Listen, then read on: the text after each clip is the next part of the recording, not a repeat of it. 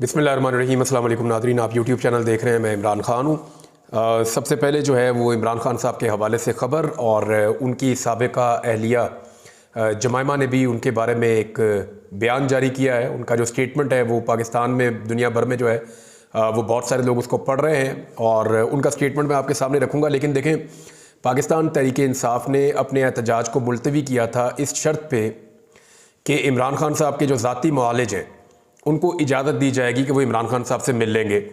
अभी जो इसके बारे में लेटेस्ट सूरत हाल है वो आयशा अली भुट्टा साहिबा हैं पाकिस्तान तहरीक इंसाफ से।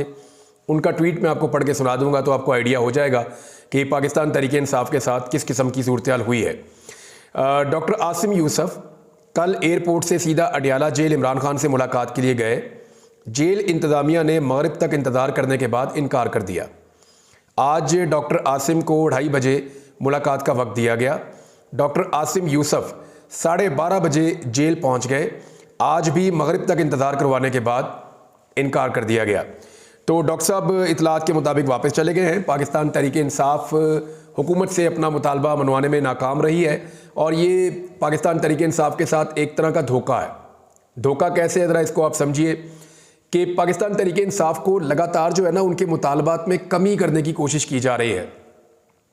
पहले ये तहरीक चलाते थे इमरान खान को आज़ाद करवाना है, फिर ये तहरीक चलवाते थे कि हमने जुल्म का बदला वोट से लेना है, फिर जुल्म का बदला वोट से ले लिया तो तहरीक चलाते थे कि मैंडेट वापस लेना है, फिर तहरीक चलाते थे कि जी आईनी तरमीम हम नहीं होने देंगे, और फिर मामला यहाँ तक पहुँच गया कि चलो इमरान खान से मुलाकात ही करवा दो।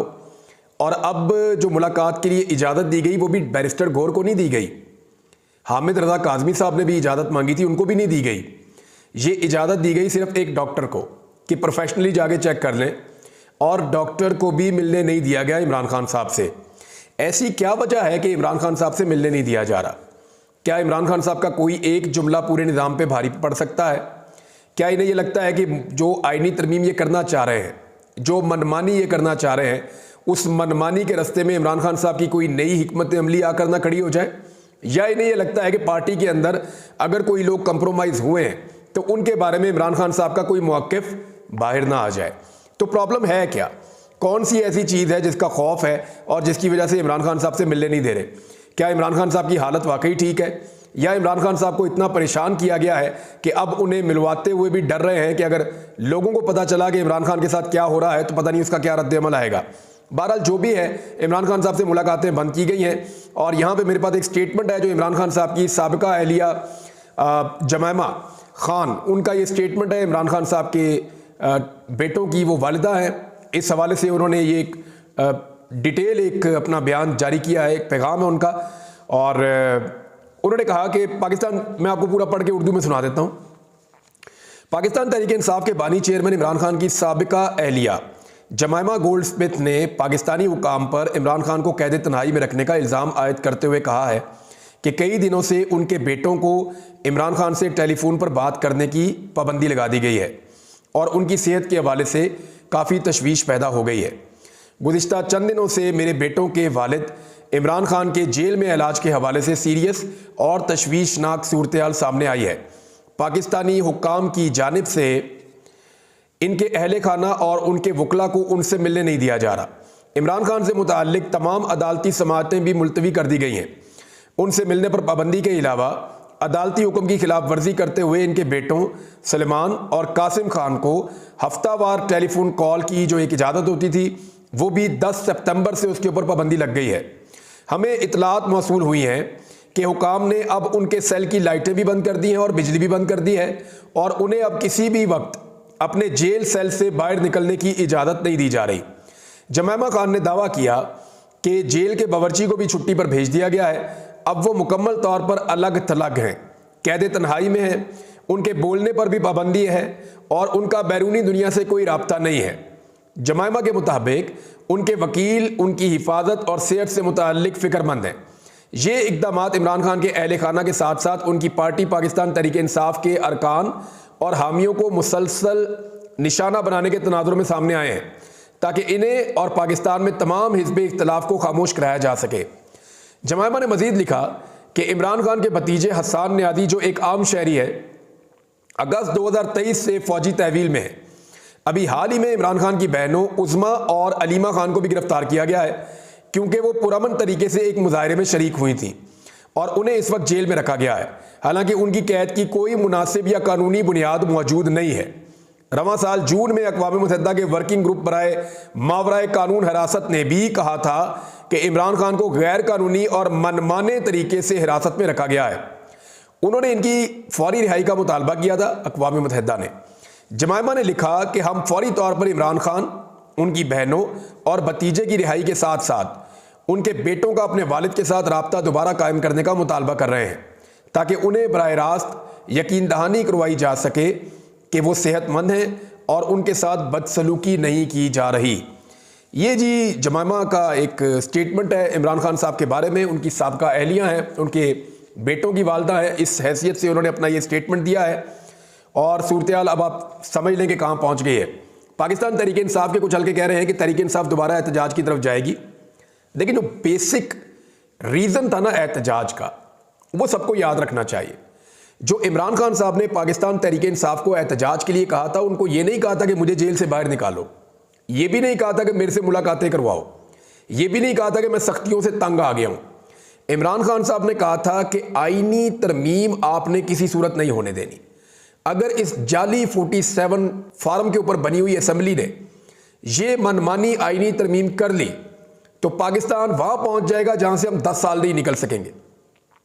इमरान खान साहब को आइडिया है कि ये इमरान खान साहब की अपनी जिंदगी और पाकिस्तान तहरीक इंसाफ की सियासत और पाकिस्तान में जितने भी लोग आज़ादी इज़हार राय के लिए आवाज़ उठाते हैं या जितने भी लोग इंसानी हकूक़ के लिए आवाज़ उठाते हैं, ये उन सबके डेथ वारंट के ऊपर साइन कर देगी ये आईनी तरमीम। लिहाजा इमरान खान साहब आईनी तरमीम रोकना चाहते हैं। आईनी तरमीम में मामला कहाँ तक पहुँचे हैं ये मैं आपको बता देता हूँ। फजलुर रहमान साहब ने तो बहुत क्लियर कह दिया कि जनाब हमारे मुसव्वदे के मुताबिक आईनी तरमीम होगी, वरना होगी ही नहीं।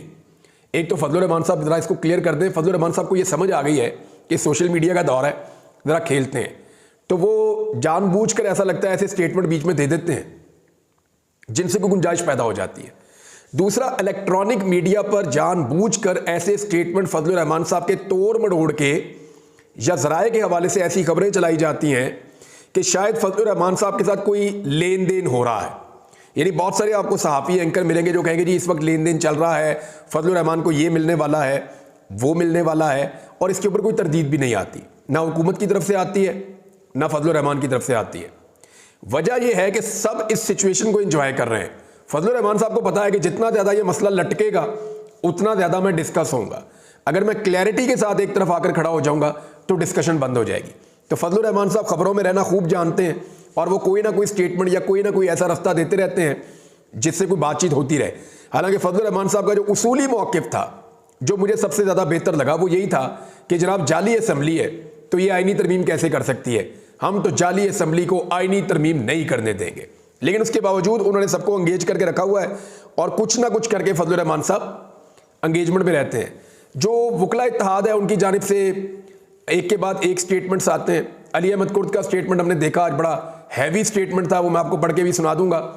लेकिन फ़हीम सिद्दीकी साहब का जो स्टेटमेंट है उन्होंने 3 चीज़ें बताई हैं आईनी तरमीम के हवाले से और काजी फ़ायद ईसा साहब के हवाले से कि इस सारे बहरान को काजी फ़ायद ईसा ख़त्म कर सकते हैं अगर चाहें तो।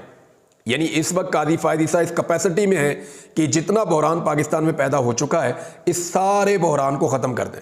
कैसे ख़त्म कर सकते हैं? उन्होंने कहा जी नंबर 1, 10 दिन रह गए हैं काजी साहब आपके जाने में, तो जब 10 दिन आपके रह गए हैं तो जाके चैम्बर वर्क करें। आप क्यों बेंच बना बना के केसेस सुन रहे हैं? आप क्यों केसेस का हिस्सा बन रहे हैं? आप क्यों सुनना चाहते हैं केसेस को? दूसरा, उन्होंने कहा जी कि सो मोटो आप ले लें और नोटिफिकेशन करवाएं आने वाले चीफ जस्टिस का।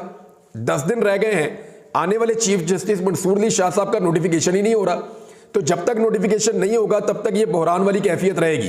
तो सो मोटो लेकर उनका नोटिफिकेशन करवाएं हुकूमत से, और आपका तो खाना भी अब आपको नहीं मिलेगा। उन्होंने ये भी कहा कि जो एक आखिरी खाना मिलता होता है वो भी अब आपको नहीं मिलेगा।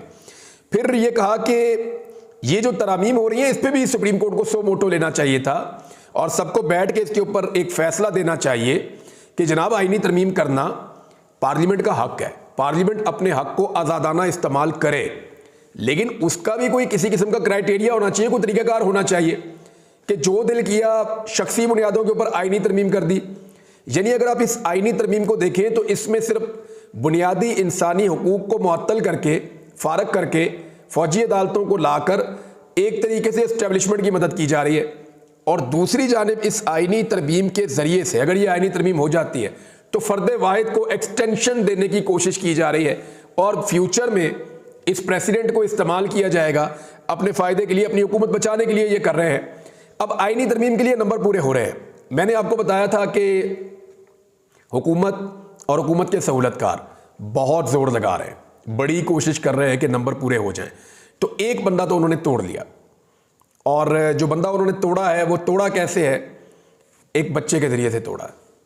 यानी आप अगर एक घर के फ़र्द को उठा लें और उसको उठाकर लगातार आप टॉर्चर करें और वो आवाज़ें भी आप सुनवाएं घर वालों को, तो घर वालों के दिल पर क्या गुजरेगी? ये जो लोग टॉर्चर करके आवाज़ें सुना रहे हैं वो एक लम्हे के लिए ये सोचें कि अगर उनकी आवाज़ें उनके घर वालों को सुनाई जाएं या उनके बच्चों की आवाज़ें उन्हें सुनाई जाएं तो उनके दिल पर क्या गुजरेगी। एक मजबूर बाप से एक आईनी तरमीम के लिए वोट लेने की खातिर उसके बच्चे के साथ जो जुल्म किया गया, उसके बाद एक आदमी को तोड़ दिया तो क्या तोड़ा? फतह किया तो क्या फतह किया? यानी ये क्या फतह किया आपने? यानी ये कोई कश्मीर तो नहीं फतह हो गया ना? एक बाप को फतह कर लिया आपने बेटे को मार मार के, माँ को फतह कर लिया बेटे को मार मार के, तो ये कोई फतह नहीं है। बहरहाल ये एक बंदा जो है वो टूटा है, लेकिन अभी भी वहाँ गुंजाइश बाकी है, और ये गेम एकदम पलट जाएगी। ये मैं आपको बता रहा हूँ, जब ये पलटेगी गेम तो एकदम पलट जाएगी, कोई सोच भी नहीं सकेगा कि हुआ क्या है। अजीमुद्दीन लखवी साहब ने स्टेटमेंट दिया, शफकत ऐवान साहब ने भी दोबारा स्टेटमेंट दिया, और उन दोनों ने एक बात कही है। उन्होंने कहा जी हम 25 से 30 बंदे हैं खैबर पख्तूनख्वा में, और हम अपने अलग अलग जगहों पे और कुछ इकट्ठी जगहों पे हमने अपने आप को खुद महफूज किया हुआ है। हमें खतरा है पंजाब के अंदर। जब हम अपने सूबे में जाते हैं पंजाब में तो हमारे घर तोड़ते हैं, हमारे घरों पे छापे मारते हैं, हमें अगवा किया जाता है, हमें रुसवा किया जाता है, हमारे ख़ानदानों को, हमारी प्रॉपर्टीज़ को नुकसान पहुँचाया जा रहा है। तो उज़्मा बुखारी को बाकायदा मुखातिब करते हुए उनके प्रोपेगेंडे का इन्होंने जवाब दिया है। यानी उज़्मा बुखारी साहबा जो भी बोलती हैं ना, मैं नॉर्मली आपको पता है इनको डिस्कस भी नहीं करता, लेकिन वो जो भी बोलती है ऐसा लगता है झूठ बोलती है। वो जो भी बात करती है 24 घंटे के अंदर वो झूठ पकड़ा जाता है, और 24 घंटे भी नहीं गुजरते पकड़ा जाता है। जिस बंदे का उन्होंने कहा जी अगवा हो गया और ये उसका मामू है, ये उसका रिश्तेदार है, ये उसका दोस्त है, वो सारे ही मुकर गए। और वो बंदे जो हैं वो खुद आकर बता रहे हैं कि जनाब हम अपनी मर्जी से यहाँ पे हैं, और फॉर गॉड सेक। यानी एक बंदा पहले आप कह रहे हैं जी वहाँ अगवा हो गया, उसके बाद वो गायब होता है और आप कह रहे हैं जी कुछ नहीं हुआ। तो ये झूठ बोल बोल के ना इतना ज़्यादा झूठ बोला कि अब सच भी बोले ना तो लोगों को झूठ लगता है अनफॉर्चुनेटली। शफकत ऐवान साहब ने कहा जी मेरे 2 नंबर चलते पे ने, ये दोनों नंबर दे दे सूबाई वज़ीर इत्तलाआत को, और उससे कहे मेरे से रब्ता करके पूछ ले कि क्या मैं अगवा हुआ हूँ या नहीं हुआ। यानी वो खुद कह रहा है कि मैं अगवा हुआ ही नहीं, मैं मौजूद हूँ, तो हाउ कैन यू से कि मैं अगवा हो गया हूँ। तो अब एक एक करके जो MNA वो बता रहे हैं, और मुझे बहुत सारे MNA ने खुद फ़ोन किए, उन्होंने वो फ़ोन करके बताते हैं कि जी हमारी ये चीज़ तोड़ दी, हमारा ये नुकसान कर दिया, हमारा ये नुकसान कर दिया, हमारे साथ ये हो गया, हमारा। वो बेचारे सारे अपनी अपनी मुसीबतें और मुश्किलात बता रहे हैं, लेकिन वोट पूरे नहीं हो रहे। मैं आपको फिर बता रहा हूँ, फजलुर रहमान के बगैर वोट पूरे नहीं हो रहे। ये एक आधा MNA तोड़ लेंगे, 2 और तोड़ लेंगे, ये 220 तक भी नहीं पहुँच सकेंगे। जितने MNA डट गए हैं ना, वो खड़े हो गए अपनी गैरत के लिए MNAs, और अपनी नस्लों की सियासत के लिए और अपनी आने वाली नस्लों की इज्जत के लिए वो खड़े हो गए। इस पाकिस्तान के परचम और पाकिस्तान के आइन की सरबुलंदी के लिए वो खड़े हो गए। तो ये जितने MNAs खड़े हो गए हैं, ये जिनसे मेरी बात होती है, मुझे तो वो टूटते हुए दिखाई नहीं दे रहे। और आदिल बज़वी अगर वो खड़ा हो गया ना तो फिर तो कोई भी खड़ा हो सकता है। यानी वो कोयटा में है, बलूचिस्तान का रहने वाला, कोयटा के अंदर कारोबार वहाँ, जायदाद वहाँ, फैमिली वहाँ, कितना प्रेशर होगा आप सोच भी नहीं सकते। ये आदमी खड़ा हो गया ना तो फिर तो मसला ही कोई नहीं, फिर तो कोई भी खड़ा हो सकता है।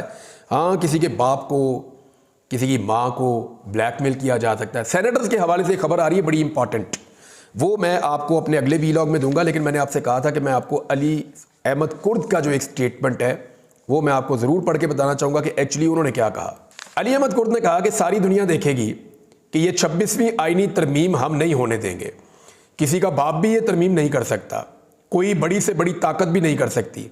वो एस्टेब्लिशमेंट जिसने पर्दों के पीछे ड्राफ्ट बनाया, जिसने तरमीमी बिल तहरीर किया है, वो भी इसको पास नहीं करवा सकता। ये अली अहमद कुर्द साहब ने कहा। एक और स्टेटमेंट है उनका, उन्होंने कहा कि कादी फ़ायद ईसा, चौधरी इफ्तिखार जमाल खान मंदोखेल, नईम अख्तर अफगान, इनमें से कोई भी जज कहलाने के काबिल नहीं है। ये जजेस बलूचिस्तान से गए हैं तो इसलिए वो तनकीद कर रहे थे। बहरहाल हैं तो वो सुप्रीम कोर्ट ऑफ पाकिस्तान के जजेस, लेकिन उनके कंडक्ट के ऊपर जो है वो वकला अब एतराज़ कर रहे हैं और परेशानी का इजहार कर रहे हैं। 18 अक्टूबर को कौमी असम्बली का इजलास जो है वो तलब किया गया है। पाकिस्तान पीपल्स पार्टी का जलसा भी है हैदराबाद में, तो ऐसा लगता है कि 19, 20, 21, 22 कोशिश की जाएगी। लेकिन अभी तक जब मैं आपसे बात कर रहा हूँ नंबर पूरे नहीं हुए, अभी तक नंबर पूरे नहीं हुए। बिलावल ने एक बात कही, उन्होंने कहा जी हमें अवाम ने मैंडेट दिया था आईनी अदालत बनाने के लिए।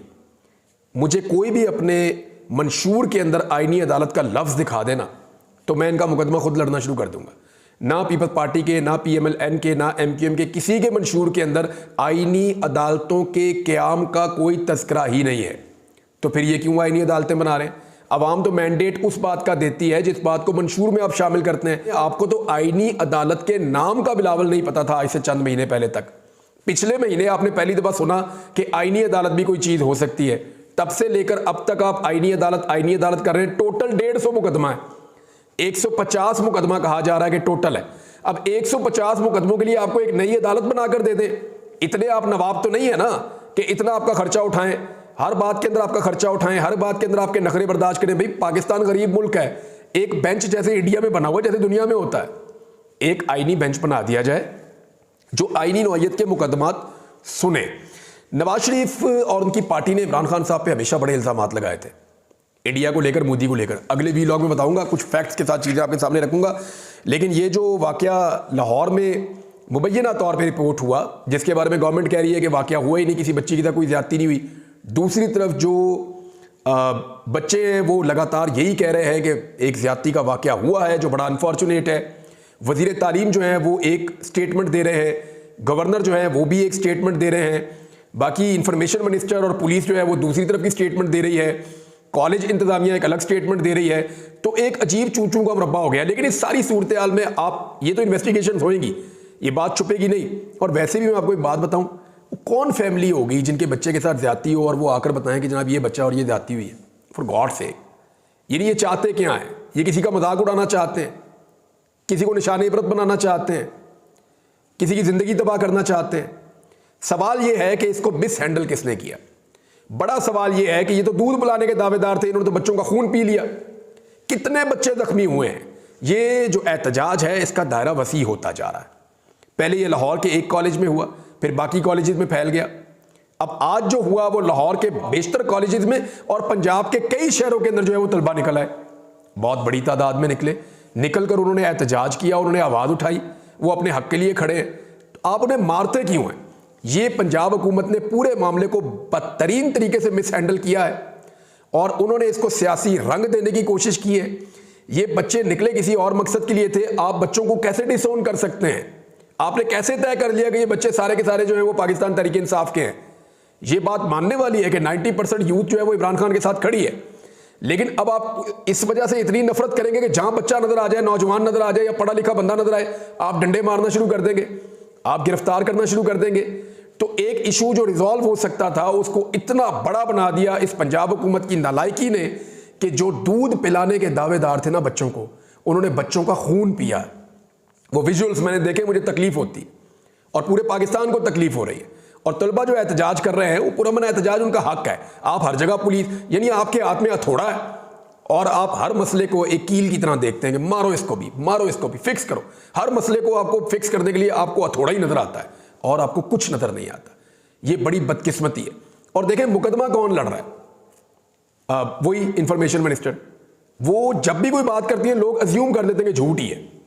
भाई कोई चज का बंदा लेकर आओ, उसकी ड्यूटी लगाओ, वजीर तालीम को कहो कि भाई इंक्वायरी करें, गवर्नर से बोल रहे हैं, गवर्नर को आप शामिल करें इसके अंदर, स्पीकर को आप शामिल करें इसके अंदर, वो बेहतर टीम आप बनाएं जो इसकी इंक्वायरी करे पूरे मामले को और लाकर हकायक सामने रखे। ये कौन सा तरीका है कि बच्चों को मारना शुरू कर दिया, डंडे मारो, ये करो, वो करो, मुखालिफिन है। इस तरह आप मजीद मुतनफ़र करेंगे आने वाली नस्लों को अपने खिलाफ। वैसे भी बहुत हो चुकी हैं। अब तक के लिए इतने, अपना ख्याल रखिएगा, अपने चैनल का भी। अल्लाह हाफ़िज़।